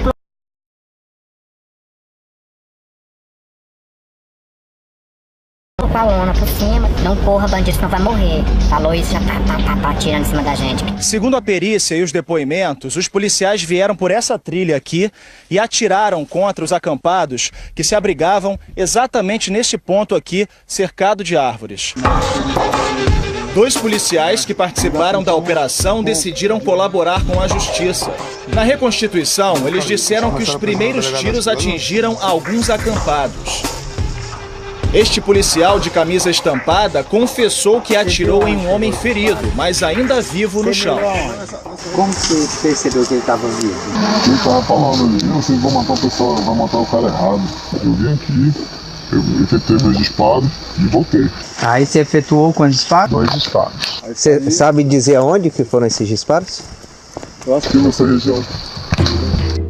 O alvo foi Antônio Pereira, o Tonho. Ele morreu. Este outro policial de camiseta branca viu o momento em que o colega atirou. Ele pegando a pistola para atirar, eu virei aqui assim. De acordo com o relato dele, depois que os policiais fizeram as primeiras vítimas, um deles deu a ordem. Me falando isso aqui, é que morrer aqui então. Aí tomaram atitude. Aí eu acabei que eu tive que concordar. 10 pessoas que ocupavam a fazenda foram assassinadas. Quem conseguiu fugir escutou à distância os tiros e os gritos dos policiais. Eu não sabia que a polícia estava matando. Simplesmente eu escutava os tiros e eu achava que era amedrontando o povo, né? Os policiais usaram picapes para retirar os corpos do local antes da chegada da perícia. Eles fizeram uma espécie de acordo de que era para se propagar essa ideia de que teria havido um confronto. Os agentes apresentaram essas armas que estariam com um grupo de poceiros, mas a perícia não trabalha com a hipótese de troca de tiros. Nós não temos elementos objetivos para provar taxativamente que os acampados atiraram. Os peritos também analisaram as marcas de balas nos corpos. A maioria dos tiros se concentraram na região do tórax e abdômen e uma das vítimas tinha disparo na cabeça. Esses indícios são compatíveis com o cenário de execução. Nenhum policial foi atingido. Foi uma missão desastrosa. Está sendo cabalmente demonstrado, o inquérito está sendo concluído, de que o que houve foi uma execução. A Polícia Federal indiciou 14 policiais, 13 militares e um civil pela chacina de Pau d'Arco. O próximo passo é apurar se as mortes foram encomendadas. Há indícios de que eles estariam ali a serviço de alguém. E é justamente nessa perspectiva que as investigações também estão sendo conduzidas. As pessoas têm interesse em uma maior quantidade de terra e um maior poder econômico. E isso fatalmente gera cobiça, gera conflitos e gera, infelizmente, episódios dessa natureza. 3 meses depois, o clima nos arredores da Fazenda Santa Lúcia é de medo. As marcas dos conflitos estão por todo lado. Aqui ficava a sede da fazenda, que foi destruída pelos poceiros na tentativa de impedir a permanência dos vigilantes aqui na área. Cerca de 200 famílias continuam na região, vivendo em condições precárias. É muito sofrido, não temos água, lutando para ver se consegue alguma coisa. Por que a senhora e a sua família vieram para cá? Atrás do bracinho de terra, para ver se a gente consegue. Nós estamos numa época muito difícil, desemprego muito grande. Tiveram essa oportunidade, que a terra vai ser dividida, então a gente veio acompanhar a família. As terras da fazenda são alvo de disputa há 4 anos. Em 2015, os donos tentaram vender a propriedade para o INCRA, um instituto responsável pela reforma agrária. Como as partes discordaram sobre o valor, a negociação foi suspensa. Existe ainda outro impasse. Autoridades federais e estaduais dizem que a área é particular, mas uma avaliação feita a pedido do Tribunal de Justiça do Pará mostra que parte da fazenda ocupa terras públicas. Esses órgãos eles agem isoladamente e têm um diálogo muito truncado e muito moroso entre eles. José Vargas é advogado das famílias que ocupavam a fazenda. Ele diz que está sendo ameaçado de morte, mas decidiu mostrar o rosto nessa entrevista. E com as intimidações, principalmente, geram um medo muito grande nos familiares. E aí agora eles estão saindo daqui. Mas o senhor pretende continuar no caso? Pretendo continuar no caso. Ele defende que a Santa Lúcia seja dividida entre os acampados. Entre eles, Alex, filho de um dos homens mortos pelos policiais na chacina. Eu acho que ele lutava para ter um pedaço de terra, né? Para ter um sossego, criar a família dele. No dia da morte do meu pai, eu fiz uma promessa de eu lutar, né? Porque aqui foi o final do meu pai, né? Meu pai faleceu aqui lutando por isso. Você não pode tratar com naturalidade que 10 pessoas sejam mortas na luta da reforma agrária. O Estado não pode ser conivente com isso. É hoje, 30 anos depois, uma revelação muda a história da tragédia com o Césio 137 em Goiânia. É agora. Nelson Rodrigues pelo olhar de uma das maiores atrizes do Brasil. O texto é com a Fernanda Montenegro. Em 70 anos de carreira, ela se tornou um mito do teatro brasileiro. E foi além. Disputou o Oscar de 1999 pela atuação no filme Central do Brasil, que tinha dado a ela o Globo de Ouro e o prêmio de melhor atriz no Festival de Berlim. Ganhou o Emmy de 2013 com a inesquecível Dona Picucha, de Doce de Mãe da TV Globo. Não ser visto. Uma flor. Na abertura da Olimpíada do Rio, leu Drummond para o mundo inteiro. Rompe o asfalto. E agora retribui e relembra ao Brasil quem foi Nelson Rodrigues. Dirigindo Otávio Miller numa série que começa hoje no Fantástico. Porque de texto, ela entende. Então você para, ouve e aí vai na mãe, né? Fernanda Montenegro, que honra recebê-la aqui no Fantástico. A honra está aqui com você. A honra é nossa.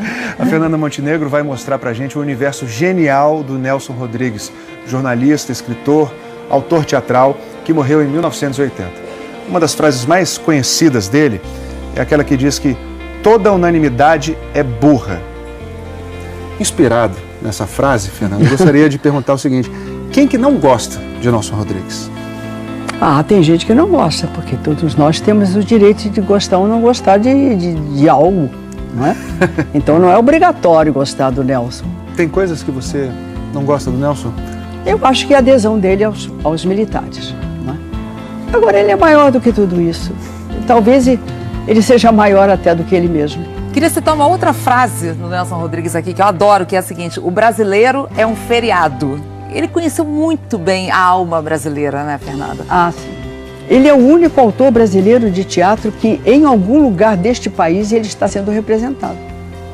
Em algum lugar deste país, em algum curso de teatro deste país, o Nelson está sendo visto, amado, estudado. Pena que ele não viu isso em vida. Como é que você conheceu Nelson Rodrigues, Fernanda? Vocês se conheceram, trabalharam juntos? Quando fizemos o nosso grupo em 1959, eu fiquei incumbida de pedir a peça para ele, né? E eu levei 1 ano. Ele disse que foram 8 meses, mas eu levei 1 ano, semanalmente, no telefone. E ele vinha atender e eu dizia, Nelson? Ele dizia, não, é o Nestor. Então, Nestor, diga ao Nelson que ele tem que entregar a peça. E um dia ele entregou a peça, que é O Beijo no Asfalto, que é um dos grandes textos da dramaturgia brasileira. Em seguida veio A Falecida, que é um texto dele maravilhoso. Aí, a meu pedido, ele escreveu Toda Nudez Será Castigada, que é uma grande peça dele. E já no fim da vida dele, nós pedimos a ele mais uma peça e ele escreveu A Serpente. Agora, Fernanda, além dessa presença fortíssima no teatro, Nelson foi adaptado para o cinema e tem uma relação antiga com a televisão. A minissérie Engraçadinha, Seus Amores e Seus Pecados fez história e lançou Alessandra Negrini. Gostosa!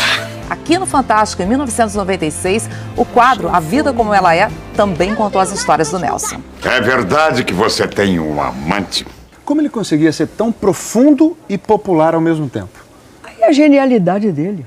Um homem que diz essa frase, aprendi a ser o máximo possível de mim mesmo, sabe, no fim de sua vida. Isso é uma frase de uma grandiosidade existencial. Incrível. Todos foram rendidos por 2 homens armados e levados por carro de Alexis. Era um sequestro. Agrediu meu filho. Como? Na cara, dando tapa na cara. Pediam 300 mil reais e rodaram de carro por 1h30 até o centro do Rio. Até quando nós encostamos nesse lugar, o bandido virou para trás e começou vamos negociar, vamos desenrolar o que ele falou. Só que uma patrulha da Polícia Militar desconfiou da movimentação no carro. Houve uma troca de tiros. Os 2 sequestradores morreram e Leane se desesperou. Quando questiona por que ela está chorando, ela fala porque era uma vida humana, não precisava ser assim. Aqui na delegacia, os policiais pegaram os documentos das vítimas e dos bandidos para fazer o registro da ocorrência. E perceberam que, curiosamente, Leone, um dos sequestradores, tinha o mesmo sobrenome de Leane, até então uma das vítimas. Conferindo outros dados, logo ficou claro. Os 2 eram irmãos. Todo mundo reconhece o seu irmão, menos você que tem contato com ele. Ele estava de boné, ele não falava, todos os 2 estavam de boné. O boné numa rua escura, sim. Quem vai ver? Newton também disse não ter reconhecido o irmão da namorada. Não deu pra ver, o que me rendeu, estava de boné e de cabeça baixa. Tudo escuro. Para a polícia, não há dúvida da participação do casal nesse sequestro. Leane e Newton foram presos em flagrante. O pai de Newton diz que o filho é inocente e foi coagido pela namorada. A vida dele mudou muito depois que ele conheceu essa menina. Que ele era vítima também, por conta dessa coação, por conta da influência negativa desse relacionamento. O advogado de Leane diz que ela sofre de problemas psicológicos. Ela possa, pelo menos, se tratar, cuidar da sua saúde e responder isso em liberdade. Ela estava inserida dentro de um contexto de crime onde havia o seu irmão, mas a gente não consegue vislumbrar nessa ação ainda uma participação afetiva dela. Essas imagens são das câmeras de segurança do prédio de Leane, 2 dias antes do crime. Para a polícia, os homens da moto são Leone e José Roberto Marques Júnior, os sequestradores. Newton recebe os dois. Aperto de mão, bate-papo. A conversa durou 1h30. É uma prova que houve um planejamento anterior, que houve um ajuste prévio entre o Newton e os demais sequestradores e também a Leane para o cometimento dessa extorsão mediante sequestro. Se nos próximos dias aparecer alguma prova concreta de que ele conhecia o Leone, de que ele ajudou a Leane a montar esse esquema. Eu vou continuar com a mesma linha. Vou acreditar no que ele falou para mim na delegacia, mas eu vou continuar com a mesma linha. Está sendo pressionado de alguma maneira. Newton sabia que o amigo Alexis já tinha sido sequestrado em 2009. Ficou 45 dias acorrentado num cativeiro em São Paulo. Ele tocou na ferida da família, na minha ferida, que é o sequestro, que não é algo pequeno, é algo que nunca vou esquecer. O pai de Newton diz que o filho não precisava de dinheiro. Ele não precisava desse valor. Os amigos contam que ultimamente ele só falava disso. Ele pediu dinheiro emprestado diversas vezes para mim e para outros amigos do grupo também. Uma mulher intensa, um homem apaixonado e um amigo que até agora se pergunta: o porquê que ele fez comigo, com o Alexis? Não tenho... É o que eu quero, é o que eu queria de resposta dele. É o que eu preciso dessa resposta.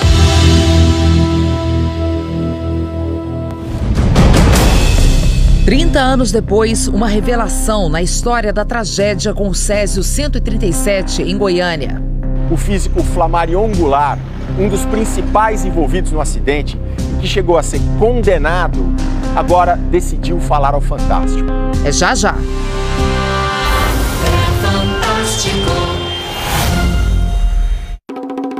Eu e Domênico descobrimos a identidade de outro ladrão. Como assim? Quem é? Conheço? Infelizmente, sim.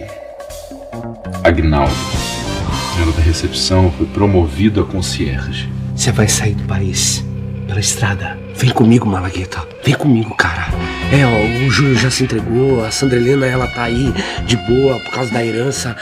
Mas daqui a pouco vão te pegar também. Amanhã, pega! Turismo no Brasil. Quanto mais você descobre, mais quer descobrir. Conhecer, viajar, se encantar, descubra. Cada lugar por onde você passa no Brasil é uma nova paisagem que você descobre. Não importa onde você vá, o visual sempre se transforma. Na Amazônia, o cenário é de rios e florestas. No Cerrado, savanas tropicais. Na Caatinga, tudo fica semiárido, bem diferente dos pampas gaúchos e da exuberância da Mata Atlântica ou do Pantanal. Belas paisagens não faltam no Brasil. Só falta você descobrir qual delas mais encanta você. Venha que a casa é sua. Venha, descubra o Brasil. Descubra sua paisagem. Descubra o Brasil. É tudo seu.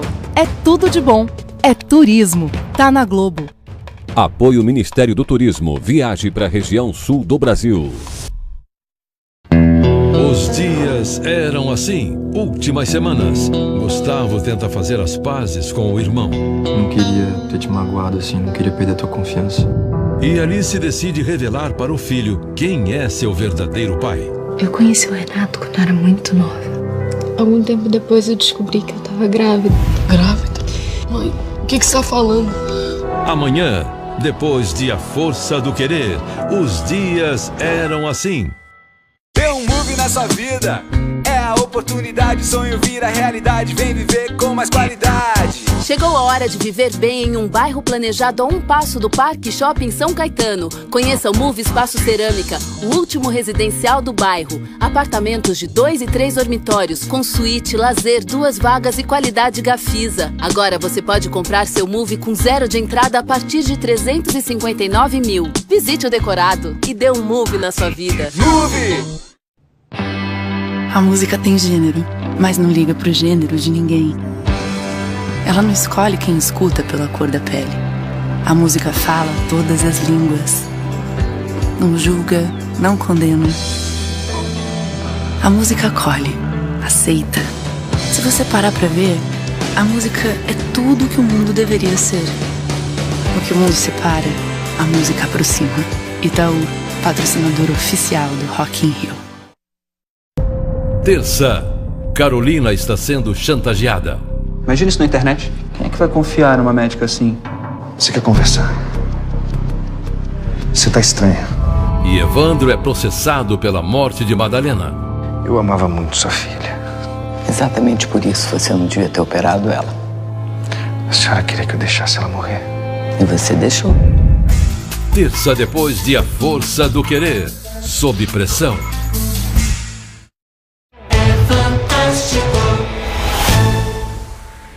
A liberação de um financiamento do BNDES para construir a fábrica da Eldorado Celulose está no centro das novas revelações feitas por delatores da JBS.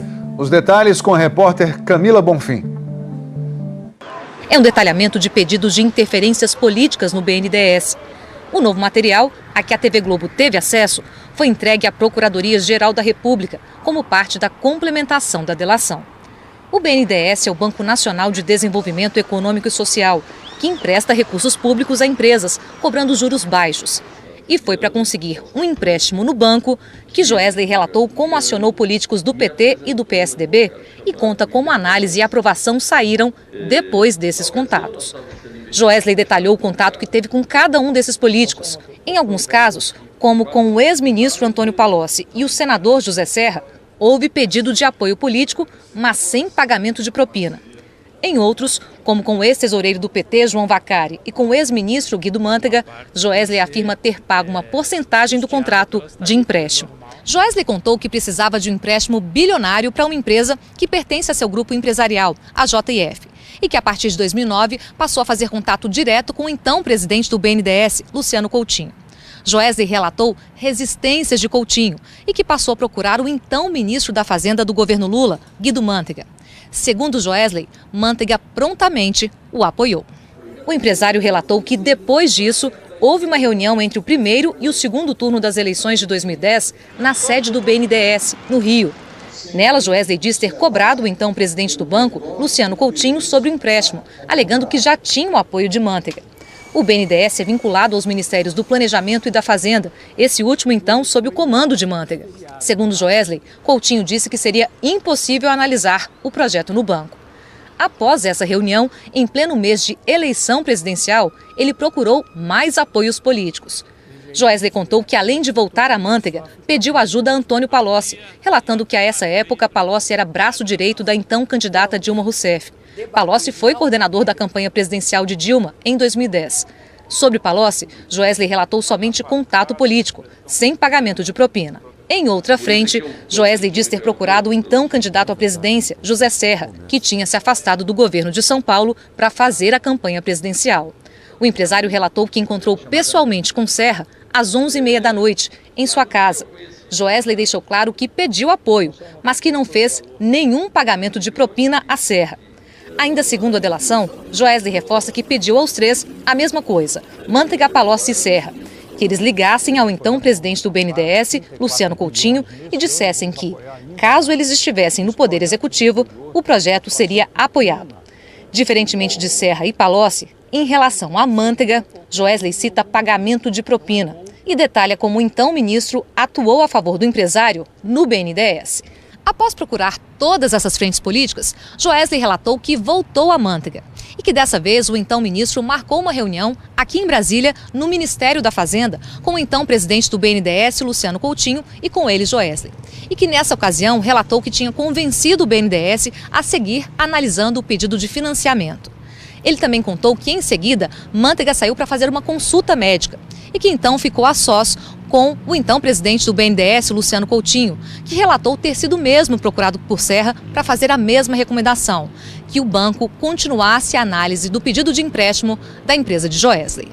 Segundo Joesley, Coutinho detalhou que Serra, então candidato à presidência, sabia muitos detalhes do projeto da fábrica de celulose, que tinha prestado muito atenção às explicações dadas por Joesley na reunião que teve com o empresário. E que daquele dia em diante, o banco voltou, mesmo que lentamente, à análise do projeto da fábrica de celulose. O delator disse aos procuradores que o BNDES condicionou o empréstimo à fusão da empresa Florestal com a Eldorado, ambas empresas do grupo JF. E que as condições do financiamento foram difíceis, que a liberação do dinheiro demorou. E que, por isso, no início de 2012, ligou para o então governador André Putinelli, de Mato Grosso do Sul, pedindo ajuda junto ao BNDES. Segundo a delação, dias após o ocorrido, o BNDES iniciou a liberação dos financiamentos. Joesley reforçou que, por ter conseguido o financiamento, deu em torno de 4% de propina do contrato para Guido Manteiga, 1% para Wagner Pinheiro, ex-presidente da Fundação Petros, da Petrobras, e 1% para Guilherme Lacerda, ex-presidente da FUNCEF, Fundo de Pensão da Caixa. Os fundos eram sócios da fábrica da JF. Joesley também disse que pagou 1% para João Vacari, preso na Lava Jato desde abril de 2015, suspeito de ser operador de propinas do PT. A fábrica de celulose da Eldorado Brasil foi inaugurada em 12 de dezembro de 2012, construída com dinheiro financiado do BNDES. Joesley disse que nunca tratou de propina ou de ilegalidades com funcionários ou com a área técnica do BNDES. A assessoria de André Putinelli, do PMDB, afirmou que não conseguiu entrar em contato com o ex-governador que está viajando. A defesa de Guido Manteiga disse que as informações causam estranheza, porque na delação há 3 meses, Joesley Batista disse que não havia dado nenhum centavo para o ex-ministro, apenas para o Partido dos Trabalhadores. A defesa de Manteiga afirmou que ou a notícia está equivocada, ou o delator está entrando em contradição, ou quer florear a delação no momento em que ela corre grande risco de ser anulada. A assessoria de Luciano Coutinho afirmou que todas as decisões referentes ao financiamento da Eldorado foram tomadas com base em critérios técnicos e impessoais, sem ingerência política.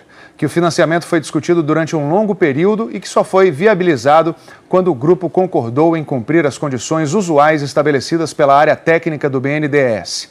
A assessoria afirmou ainda que Luciano Coutinho sempre conduziu todos os processos com absoluto rigor.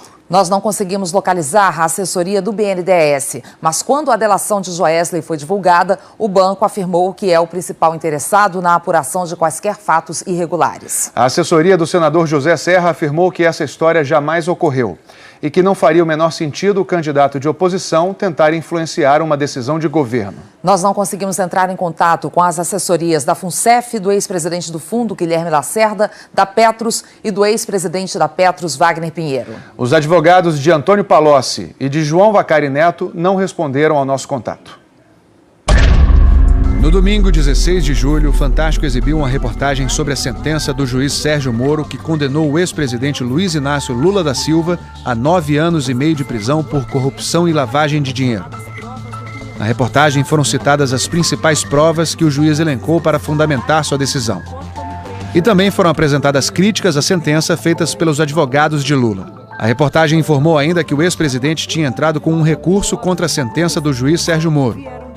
Apesar disso, os advogados de Lula pediram à Justiça o direito de resposta, alegando que a reportagem do Fantástico tinha atentado contra a honra, a intimidade, a reputação e a imagem do ex-presidente e representava abuso do direito de informação.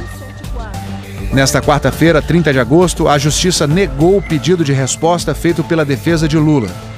Na sentença, o juiz Gustavo Dalólio, da comarca de São Bernardo do Campo, escreveu: "A Globo fez o que lhe incumbia, informar.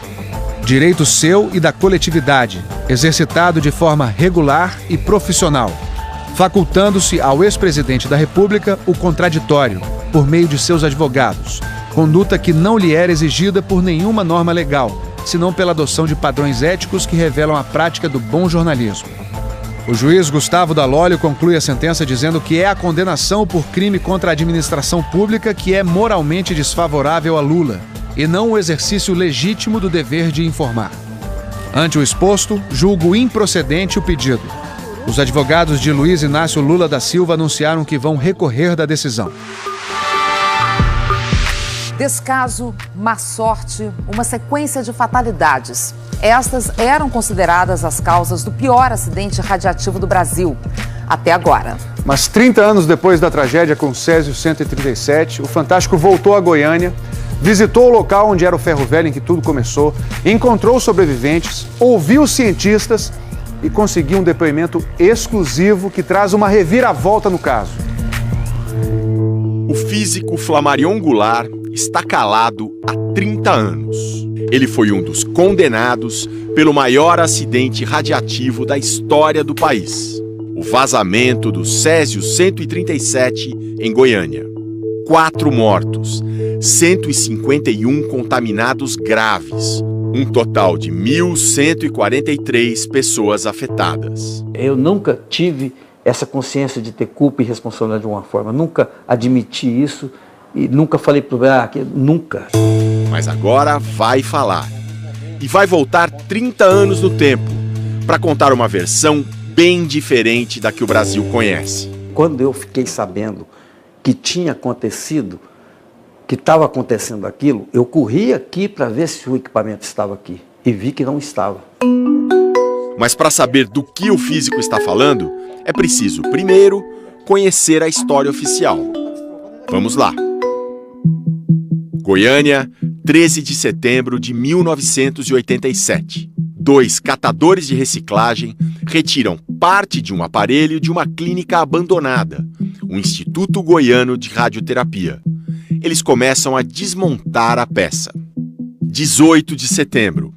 Os 2 vendem a peça, de mais de 300 quilos, para um ferro velho. O dono do lugar, de nome Devair, chama 2 funcionários para completar a desmontagem.